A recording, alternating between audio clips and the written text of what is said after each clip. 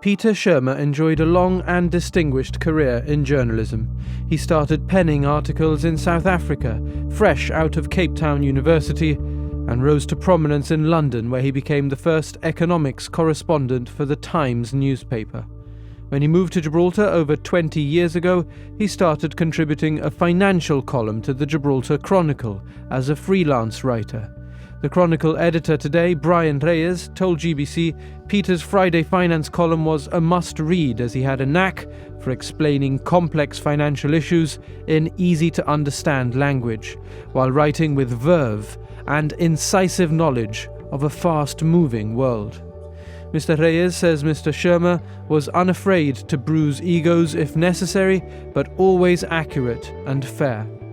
As a freelance writer, he also contributed to the Gibraltar Magazine, the Chamber of Commerce's magazine Vox and Reach, among others.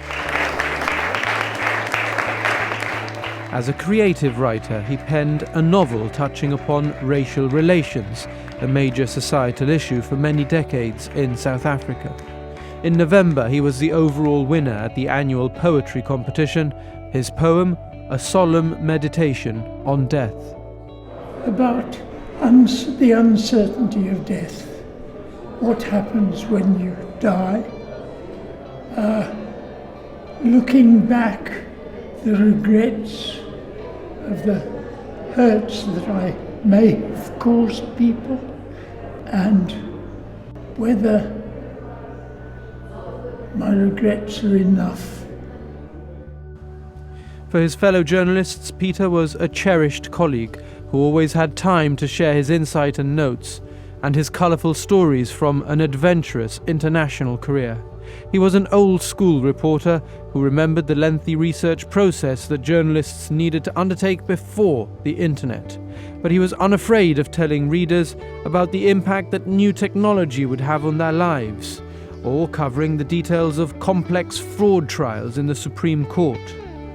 The Chronicle editor says Peter cared about his trade. He was always there to help colleagues and rivals alike. We'll miss him. He died in hospital 1 week after heart surgery. He's donated his body to science. We at GBC extend our condolences to his wife Jill and their family.